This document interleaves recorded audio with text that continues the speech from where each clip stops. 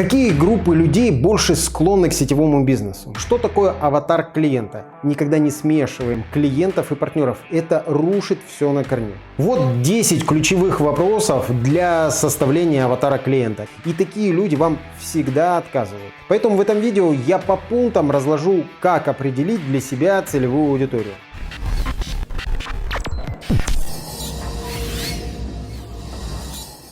Привет! Меня зовут Сергей Горбунов. В этом видео досконально разберем тему целевой аудитории. На самом деле по этой тематике куча видео, книг, постов, в общем информации предостаточно. Но все равно для многих предпринимателей это камень преткновения. Они не понимают до конца, кто является их целевой аудиторией в бизнесе. И из-за этого их стратегия бизнеса не работает. Возможно, у кого-то из вас сейчас подобная ситуация. Если это так, нет понимания, кто является целевой аудиторией, все, что вы делаете, не имеет никакого смысла. Поэтому в этом видео я по пунктам разложу, как определить для себя целевую аудиторию. Кстати, я обратил внимание, что большинство людей, приходящих в сетевой, ставят акцент на первой части названия этого бизнеса – сетевой или многоуровневый. То есть весь акцент на сам концепт создания сети независимых дистрибьюторов через реализацию товаров или услуг. Но есть и вторая часть названия этого бизнеса – сетевой маркетинг, многоуровневый маркетинг. Кто помнит со школы разбор простого предложения по составу? Сетевой маркетинг. Маркетинг что? Подлежащее. Главный член предложения. Сетевой какой? Определение. Второстепенный член предложения. Аналогично, если разобрать EMLM. То есть я к чему это? Маркетинг – это первично, а маркетинг – это организация производства и сбыта продукции, основанная на изучении потребностей рынка в товарах или услугах. Простыми словами, маркетинг – это о том, как точно прицелиться и попасть прямо в яблочко. Поэтому хотите вы этого или нет, если не сегодня, так завтра вы придете к тому, чтобы изучать потребности рынка. И вот тут для многих начнется рушиться миф, что сетевой бизнес – это для всех. Вот тут и возникнет понимание целевой аудитории. То есть это та узкая группа людей, которым нужен именно ваш продукт, ваша услуга, именно ваше предложение возможностей.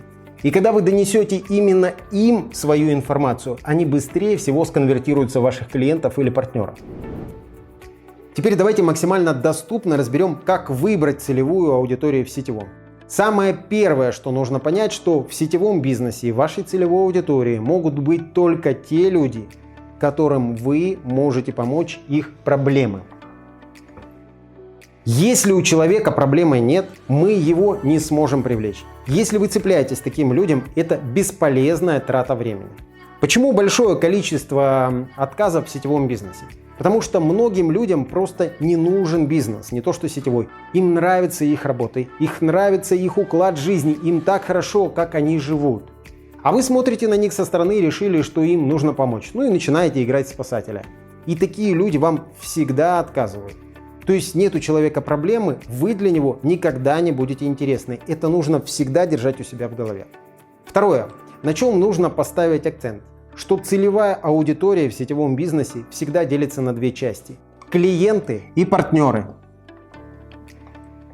И это не одно и то же. Тотальная ошибка многих предпринимателей MLM-бизнеса – это смешивание этих аудиторий.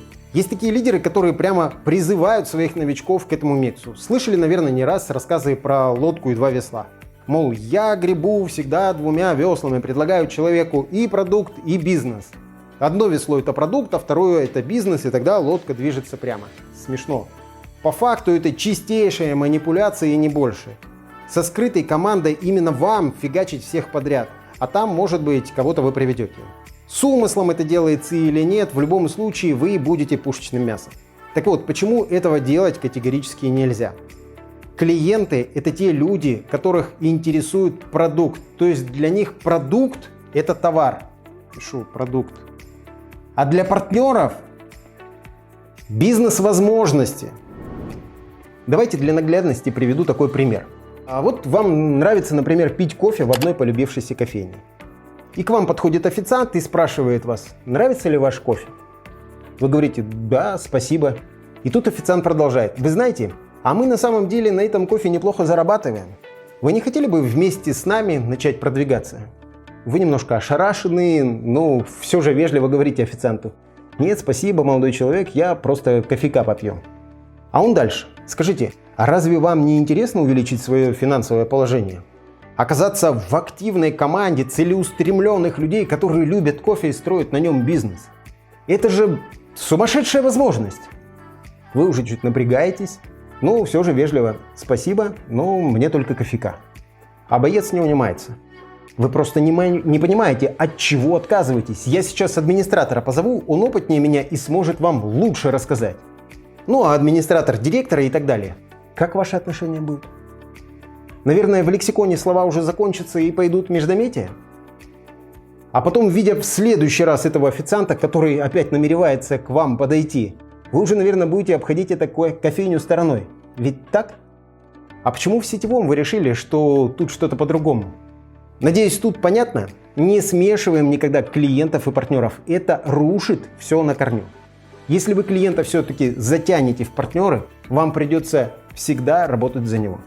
Поэтому прежде чем вы начинаете прописывать свою целевую аудиторию, вам нужно понять для себя, вам кто сейчас нужен? Клиент или партнер?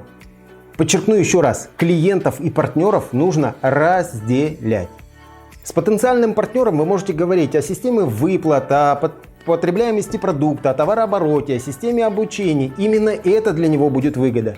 Для клиента выгода будет заключаться в потреблении вашего продукта, с помощью которого он закроет свои боли. Здоровье, внешний вид, путешествия, информацию. Ваша деятельность ему не интересна. Итак, первый шаг в создании целевой аудитории, я думаю, что мы сделали. Теперь вспоминаем, что маркетинг – это попадание в яблочко. Значит, вторым шагом нам нужно сузить круг и настроить нашу цель на одну группу. Какие группы людей больше склонны к сетевому бизнесу? Первое. Те, кто уже в сетевом, пишу сетевики, у которых что-то не получается, и они потенциально готовы рассмотреть другую компанию, где есть система продвижения и будет мудрый наставник. Второе. Ни для кого не секрет, что женщин гораздо больше в сетевом бизнесе. И мамы в декрете – это одна из самых лояльных аудиторий. Эти женщины, представьте, вот еще вчера были востребованы на работе, а теперь ребенок внес свои коррективы. Третье. Это пенсионеры. Люди, которые еще готовы на многое, но нет перспектив, да и денег нет. Тоже с удовольствием откликаются на сетевой бизнес. Четвертое. Все больше и больше в сетевых компаниях молодых людей. Студенты. Очень перспективная аудитория, полны энергии и им все надо. И пятая группа – предпринимателей. То есть те, у которых уже либо хлопнулся бизнес, либо которых уже достала ситуация белка в колесе. Может ли им быть потенциально интересен сетевой бизнес? Может. Вот, пожалуй, это самые перспективные группы людей, которым заходит сетевой бизнес.